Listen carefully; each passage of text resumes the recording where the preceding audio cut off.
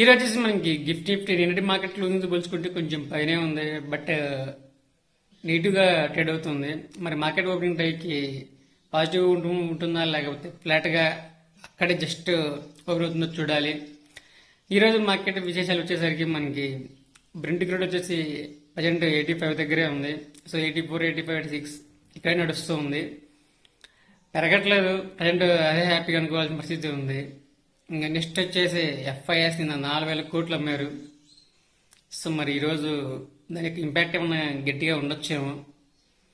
మొత్తం ఈ 5 డేస్ మొత్తం ఈరోజు కూడా అమ్మితే మొత్తం ఈ వీక్ మొత్తం అమ్మినట్టే.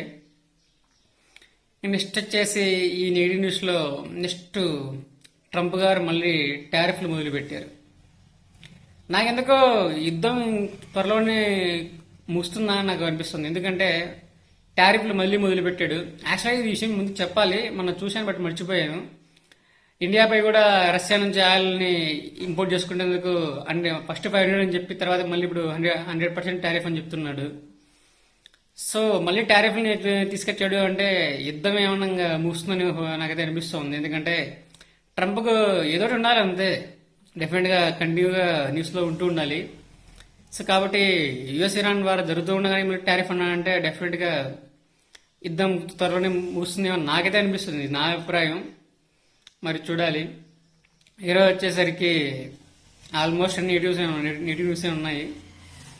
మరి మార్కెట్లో పాజిటివ్ ఏంటంటే 24 కిందికి వెళ్ళట్లేదు.